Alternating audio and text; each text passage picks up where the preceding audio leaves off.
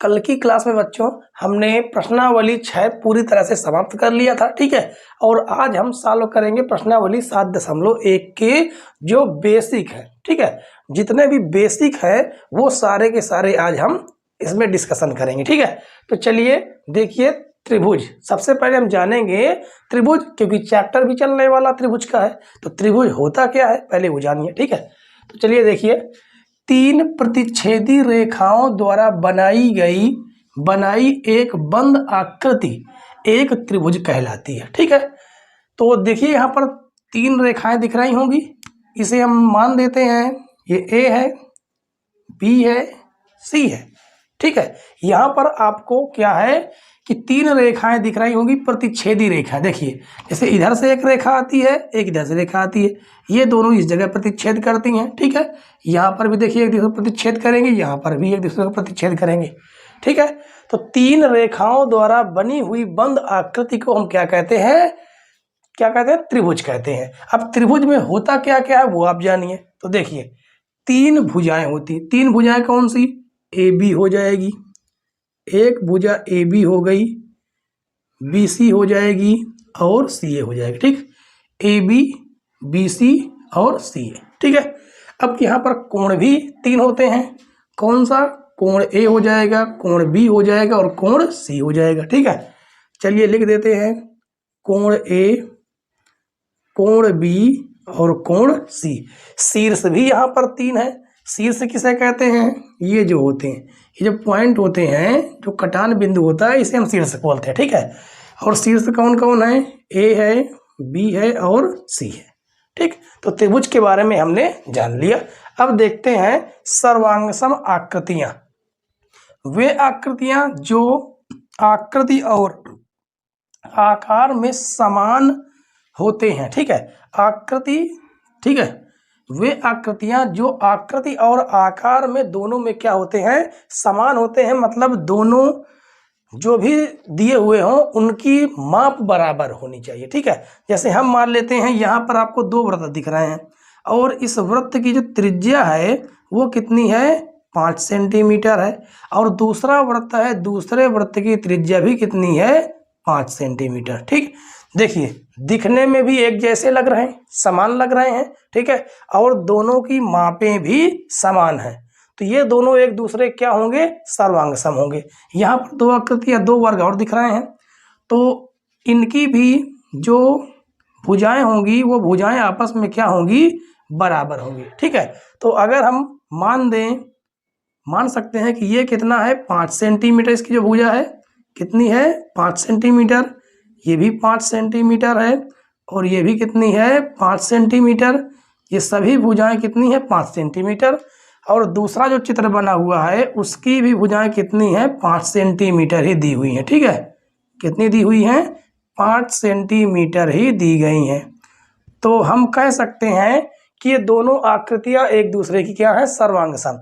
सर्वांगसम का मतलब होता है, आप अच्छे समझ लीजिए सर्वांगसम क्या है, क्योंकि सर्वांगसम से संबंधित बहुत ही क्वेश्चन आपको मिलने वाले हैं, ठीक है।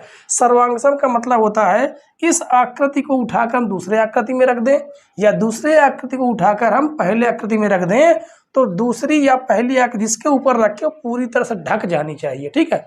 पूरी तरह से क्या होगी, ढक जानी चाहिए, दिखाई ना दे।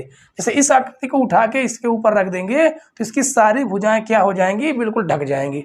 तो हम कह सकते हैं कि ये कैसी है, सर्वांगसम आकृति है, ठीक है। तो चलिए अब हम जानते हैं त्रिभुज के कुछ सर्वांगसम के बारे में, जो त्रिभुज के कुछ नियम हैं उनके बारे में जानते हैं, ठीक है।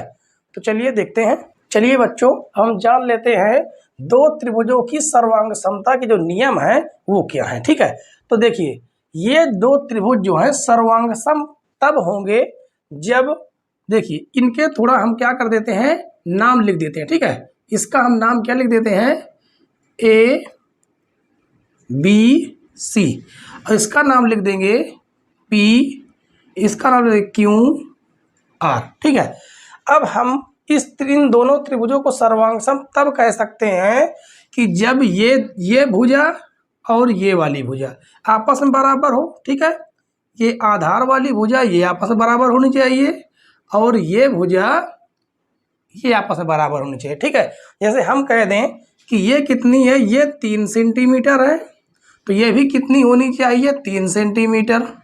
उसके बाद ये 4 सेंटीमीटर, तो ये भी होनी चाहिए 4 सेंटीमीटर, ठीक है। और इसे हम कह दें कि ये 5 सेंटीमीटर है, तो ये भी कितना होना चाहिए, 5 सेंटीमीटर, ठीक है। और क्या नियम है, इनके कोण पे क्या होना चाहिए, बराबर होने चाहिए। अगर ये कोण हमारा 20 अंश का है तो ये कोण भी हमारा कितना होना चाहिए, 20 अंश का होना चाहिए। समझ गए, ये हमने माना है, ठीक है। और अगर जैसे हम कह दें ये कोण हमारा कितना होना चाहिए, चलिए इसको हम ज़्यादा लिख देते हैं, इसको मान लो हम लिख देते हैं कितना, 80 अंश, ठीक है। तो ये भी कितना होना चाहिए, 80 अंश होना चाहिए। उसके बाद ये वाला जो कोण है, ये कोण जैसे हम मान लेते हैं कि कितना होना चाहिए, 60 अंश, तो ये कोण भी कितना होना चाहिए, 60 अंश होना चाहिए, ठीक है। और उसके बाद अब ये वाला कोण और ये कोण आपस में क्या होने चाहिए, बराबर होने चाहिए, ठीक है। और हम मान लेते हैं कि ये कोण कितना है, 50 अंश, तो ये कोण भी कितना होना चाहिए, 50 अंश होना चाहिए। समझ गए। तो तब हम कह सकते हैं कि त्रिभुज ABC क्या है, सर्वांगसम। ये सर्वांगसम का निशान, ठीक है। सर्वांगसम होगा किसके, त्रिभुज PQR के, ठीक है। तो देखिए जब हम क्वेश्चन सॉल्व करेंगे तब हम ये 6 जो दिए हुए हैं, 3 भुजाएं 3 कोण, यहाँ पर 3 भुजाएं 3 कोण आपस बराबर किए गए हैं, वहाँ पर तीनों भुजाएं तीनों कोण बराबर करने की जरूरत नहीं पड़ेगी, ठीक है। हम इन 3 भुजाओं 3 कोण या 2 भुजाओं 2 कोण, 3 भुजाओं 3 कोण या 3 भुजाओं 3 कोणों में से किन्हीं 3 को हम बराबर कर देंगे, चाहे हम भुजा और कोण बराबर कर दें, ठीक है। मतलब कहने का मतलब है कि हम या तो 2 भुजाएं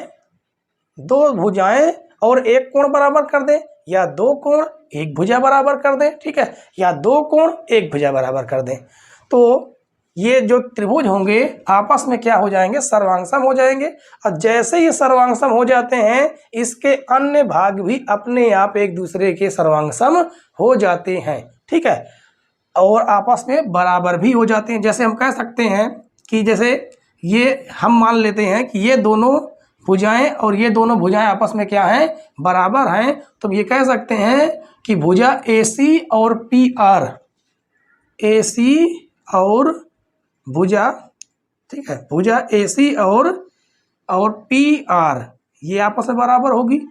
और हम कह दें एक कोण अगर हमने बराबर कर दिया है तो कोण A और कोण P आपस में बराबर हो जाएगा, ठीक है। और कोण जो है R, जो कोण C है, वो कोण R आपस में क्या हो जाएंगे, अपने आप बराबर हो जाएंगे।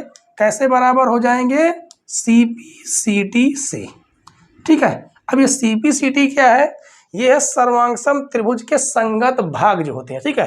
जैसे मान लो ये जो 2 क्या है, सर्वांगसम है, और अगर सर्वांगसम हो गए तो इसके अन्य भाग भी अपने आप क्या हो जाते हैं, बराबर हो जाते हैं। उसी को हम शॉर्टकट में क्या बोलते हैं, CPCT बोलते हैं, ठीक है। तो चलिए अब हमने क्या किया, हमने त्रिभुज के बारे में, सर्वांगसमता के बारे में तो पढ़ लिया, लेकिन अब जो इसके 5 नियम हैं, कौन से 5 नियम हैं, उनके बारे में जानते हैं कि वो 5 नियम हैं क्या, ठीक है। तो चलिए देखते हैं वो नियमों को। अब देखिए बच्चों, 2 त्रिभुजों की सर्वांगसमता के नियम, ठीक है। पहला नियम क्या है, SAS सर्वांगसमता के नियम। अब SAS का मतलब क्या है, SAS का मतलब है साइड एंगल साइड, ठीक है। अब देखिए यहाँ पर बीच में एंगल आया है, बीच में कोण आया है, तो यहाँ पर साइड एंगल साइड का मतलब है कि जो कोण जो बीच में आया है, तो बीच वाला कोण मतलब कि हमें क्या करना है। देखिए यहाँ पर परिभाषा पहले पढ़ लीजिए। 2 त्रिभुज सर्वांगसम होते हैं यदि एक त्रिभुज की 2 भुजाएं और उनका अंतर्गत कोण एक दूसरे की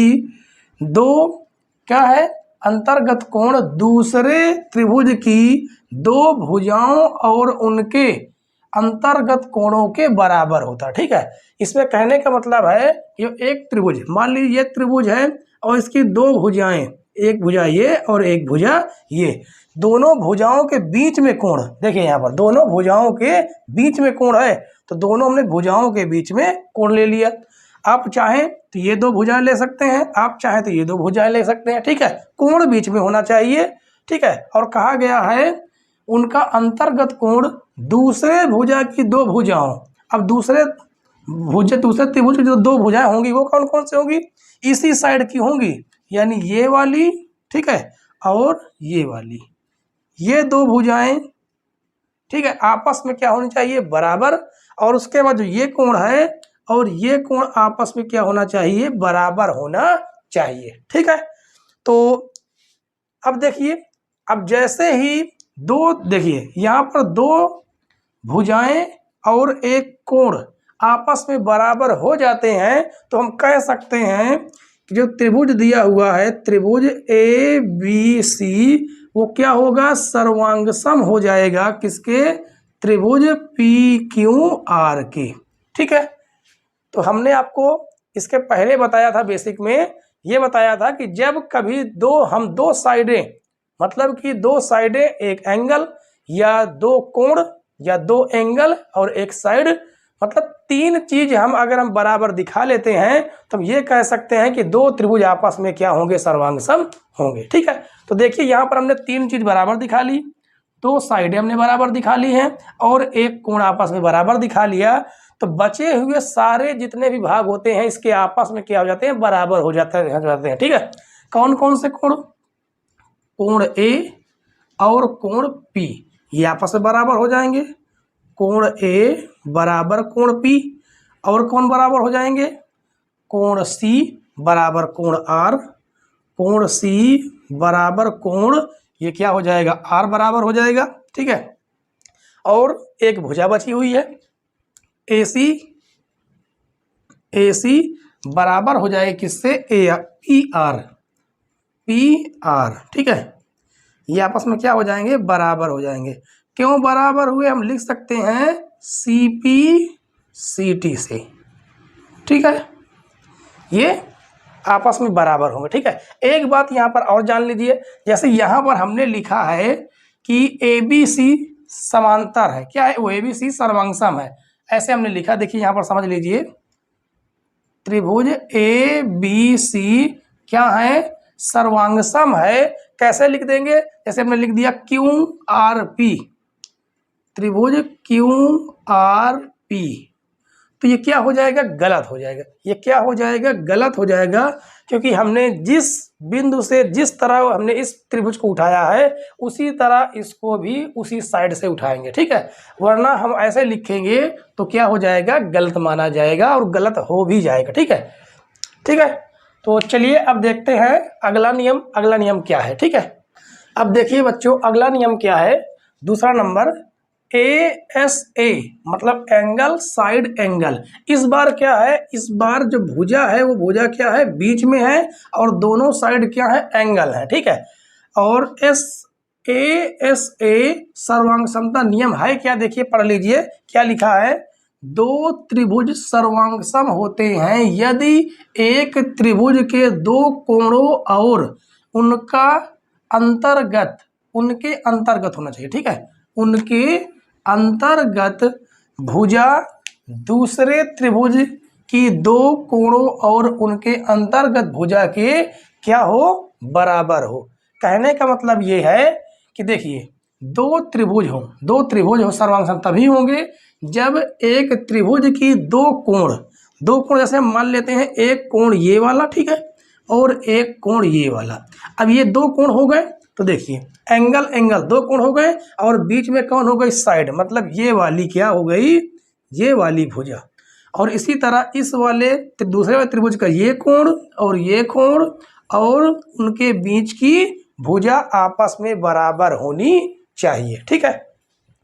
जैसे कोण B कोण Q बराबर हो जाए, कोण C और कोण R बराबर हो जाए और ये दोनों भुजाएं बराबर हो जाएं, ठीक है। देखिए दो कोण बराबर हो गए और एक साइड बराबर हो गई बीच वाली, तो हम कह सकते हैं कि त्रिभुज ABC सर्वांगसम हो जाएगा किसके, त्रिभुज पी क्यू आर के।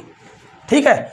और जब कभी ऐसी स्थिति आ जाती है सर्वांगसम होने की, जैसे त्रिभुज सर्वांगसम ऐसे तीन, देखिए जब कभी सर्वांगसम हो जाता है तो अन्य जितने भी भाग होते हैं, जैसे एक कोण ये हो जाएंगे, ठीक है, कोण ए बराबर हो जाएगा कोण पी के, और कोण तो दो हमने दिखाए चुके हैं, ठीक है, और क्या बराबर हो जाएगा, ए बी, दो भुजाएं बची हुई हैं, ए बी बराबर हो जाएगी पी क्यू के, पी क्यू के, ए सी बराबर हो जाए किसके, पी आर के, पी आर के।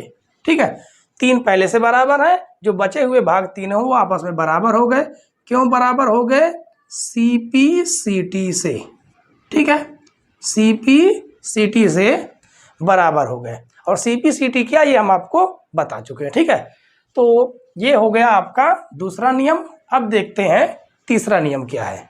अब देखिए बच्चों, तीसरा नियम क्या कहता है, AAS मतलब एंगल साइड सर्वांग समता नियम।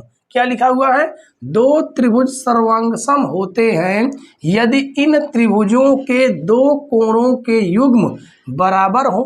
ठीक है, दो कोणों के युग्म बराबर हो और संगत भुजाओं का एक युग्म बराबर हो।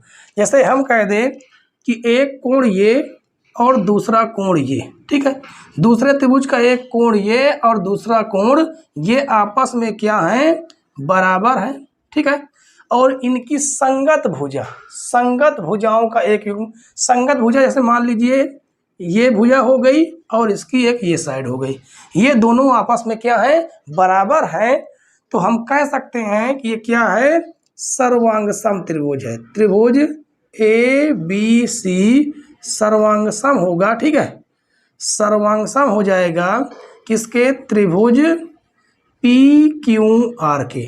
कहने का मतलब है अगर ये कोण 50 अंश का है तो ये कोण भी 50 अंश का होना चाहिए, ये कोण 70 अंश का है तो ये कोण भी 70 अंश का होना चाहिए। ठीक है, और ये भुजा अगर 5 सेंटीमीटर की है तो इसकी दूसरी भुजा भी 5 सेंटीमीटर की होनी चाहिए, तो हम कह सकते हैं कि क्या है, सर्वांगसम है। और अगर ये तीन चीज बराबर आ जाते हैं तो इसके बाकी बचे हुए भाग आपस में क्या हो जाते हैं, बराबर हो जाते हैं। हम कह सकते हैं कि कोण ए बराबर हो जाएगा कोण पी के। ठीक है, और उसके बाद कोण तो दो बराबर है ही। अब भुजा देखिए, ए बी भुजा बराबर हो जाएगी किसके, पी क्यू के।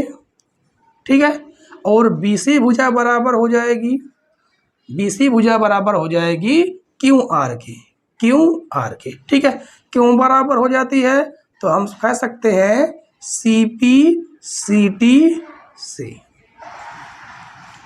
समझ गए, तो ये हो गया आपका तीसरा नियम। अब देखते हैं इसी तरह का चौथे और पांचवें नियम भी है। ठीक है, तो चलिए देखते हैं। अब देखिए बच्चों, चौथा नियम क्या है, एस एस एस सर्वांग समता नियम। अब ये नियम कौन सा है, देखिए साइड साइड साइड मतलब भुजा भुजा भुजा। ठीक है, दो त्रिभुज सर्वांगसम होते हैं यदि दोनों त्रिभुजों की सभी संगत भुजाएं आपस में बराबर हो। ठीक है, संगत भुजा का मतलब है अगर हम कह दें ए बी जितनी सेंटीमीटर की है वो पी क्यू भी उतनी ही सेंटीमीटर की होगी। ठीक है, बी सी जितनी सेंटीमीटर है उतनी ही क्यू आर भी होगी, और जितने सेंटीमीटर की ए सी भुजा है उतने ही सेंटीमीटर की पी आर भी भुजा होगी। ठीक है, जब कभी तीन भुजाएं, देखिए संगत, तीनों संगत भुजाएं आपस में बराबर हो जा सकती हैं, तो हम कह सकते हैं कि त्रिभुज ए बी सी सर्वांगसम हो जाएगा त्रिभुज पी क्यू आर के। ठीक है, और जब कभी ऐसी स्थिति आती है सर्वांगसम होने की, तो सर्वांगसम जब हो जाते हैं तो इसके अन्य जो भाग होते हैं वो भी आपस में क्या हो जाते हैं, बराबर हो जाते हैं। जैसे कहते हैं, हम कह सकते हैं कि कोण ए बराबर होगा किसके, कोण पी के, कोण पी के, ये कोण। ठीक है, और कोण बी बराबर हो जाएगा किसके, कोण क्यू के, कोण बी बराबर हो जाएगा कोण क्योंकि एक कोण और बचता है, कौन सा? कोण सी बराबर हो जाएगा कोण आर के, कोण सी बराबर कोण आर, ठीक है। और ये क्यों बराबर हुए? हम कह सकते हैं सी पी सी टी से, ठीक है। तो आशा करते हैं बच्चों आपको ये सारे जितने बेसिक हैं आपको समझ में आ रहे होंगे, ठीक है। तो अगर समझ में आ रहे हो तो वीडियो को लाइक जरूर कर दें, ठीक है। अब देखिए बच्चों, पांचवा नियम क्या है? RHS सर्वांग समता नियम। R क्या है? राइट एंगल है, ठीक है। और H क्या है? हाइपोथैलमस। और S क्या है? साइड है। मतलब कि एक कोण और क्या हो जाएगा? कर्ण, और एक क्या हो जाएगी? साइड, भुजा, ठीक है। ये कोण हो जाएगा, कोण, और ये हो जाएगा क्या? कर्ण, और ये हो जाएगी एक साइड यानी कि भुजा, ठीक है। तो देखिए क्या है नियम? यदि दो समकोण त्रिभुजों में एक त्रिभुज का कर्ण और एक भुजा क्रमशः दूसरे त्रिभुज के कर्ण और एक भुजा के बराबर हों तो दोनों त्रिभुज सर्वांग सम होते हैं, ठीक है।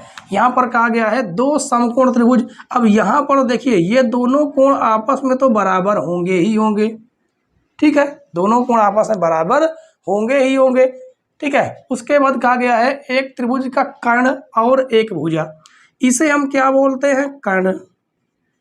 ये क्या होता है? कर्ण, जो सबसे बड़ी भुजा होती है, ठीक है।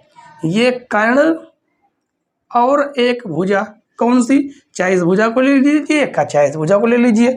मान लीजिए ये BC, ठीक है, और ये QR आपस में क्या है? बराबर है।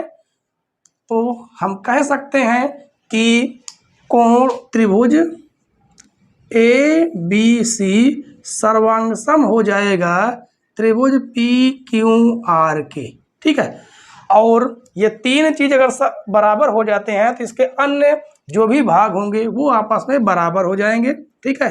जैसे कोण A बराबर हो जाएगा कोण P के, ठीक है, ये वाला कोण। और कोण C बराबर हो जाएगा कोण R के, कोण C बराबर हो जाएगा कोण R के।